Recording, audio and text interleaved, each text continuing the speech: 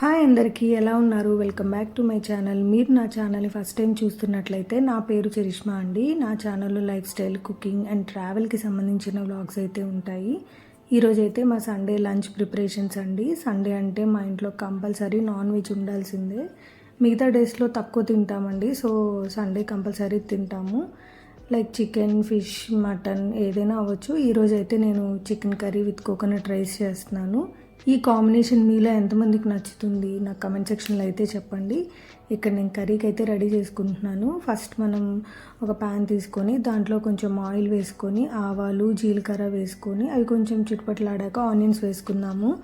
Onions మగ్గాక అల్లం paste వేసుకొని దాంతోపాటు పుదీనా కూడా వేసుకోండి, మంచి ఫ్లేవర్ అయితే వస్తుంది. తర్వాత టొమాటోస్ వేసుకొని 1 స్పూన్ సాల్ట్ వేసుకొని ఒకసారి అలా కలిపి మూత పెట్టేసుకొని మగ్గించుకుంటే టొమాటోస్ తొందరగా మగ్గుతాయి అన్నమాట. ఈలోపు నేను కొబ్బరి అన్నానికి అయితే కొబ్బరి పాలు రెడీ చేసుకుంటున్నాను. ఫస్ట్ మనం కొబ్బరిని చిన్న ముక్కలుగా కట్ చేసుకొని ఒకసారి ఇంచి తిప్పుకున్నాక తర్వాత వాటర్ యాడ్ చేసుకొని తిప్పండి, అప్పుడు పాలు మంచిగా వస్తాయి అన్నమాట. ఇక్కడ నేను కొబ్బరి అన్నానికి 1 స్పూన్ గీ తీసుకొని కొంచెం ఆయిల్ వేసుకున్నాను. అందులోకి చెక్క, లవంగ, ఇలాచి, బిర్యానీ లీఫ్ వేసుకున్నాను. ఎక్కువ మసాలాలు యాడ్ చేసుకోకండి, ఆ ఫ్లేవర్ని డామినేట్ చేసేస్తుంది. నాకైతే ఇలా సింపుల్గానే నచ్చుతుంది. తర్వాత పచ్చిమిర్చి, ఇంకా ఆనియన్, పుదీనా, కొత్తిమీర, అల్లం పేస్ట్ వేసి మంచిగా మగ్గించుకోవాలి.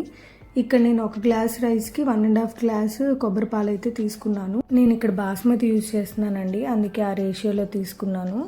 మీకు మొత్తం కొబ్బరిపాలు లేకపోయినా పర్లేదు, 1 గ్లాస్ వాటర్, 1 గ్లాస్ కొబ్బరిపాలు మిక్స్ చేసి అయినా యూజ్ చేసుకోవచ్చు. అండ్ ఇక్కడ మా టమాటోస్ అయితే మగ్గాయి. నేను చికెన్ వేసుకుంటున్నాను.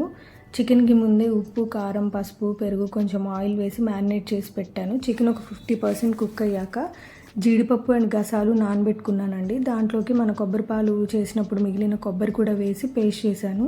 ఇలా ఒకసారి ట్రై చేసి చూడండి, చాలా కమ్మగా ఉంటుంది కర్రీ. ఆ కొబ్బరి అన్నంలోకి మంచిగా సెట్ అవుతుంది అనమాట కాంబినేషన్. అండ్ ఇక్కడ లాస్ట్లో నేను ఇంట్లో ప్రిపేర్ చేసుకున్న చికెన్ మసాలా అయితే వేశాను. మీకు ఆ రెసిపీ కావాలంటే కింద కమెంట్ సెక్షన్లో చెప్పండి, తప్పకుండా చూపిస్తాను. కొత్తిమీర వేసి దింపేసుకుంటే అంతే అండి, ఇది మంచి కాంబినేషన్ కదా. మా సండే అయితే ఇలా కంప్లీట్ చేశాను. మీకు నా వీడియో నచ్చినట్లయితే ప్లీజ్ నా వీడియోని లైక్ చేయండి, షేర్ చేయండి అండ్ నా ఛానల్కి సబ్స్క్రైబ్ చేసుకోండి. ఇంకా మంచి మంచి రెసిపీస్ అండ్ మంచి మంచి వీడియోస్ అయితే మేము ముందుకు వస్తాను. Until then take care, bye bye.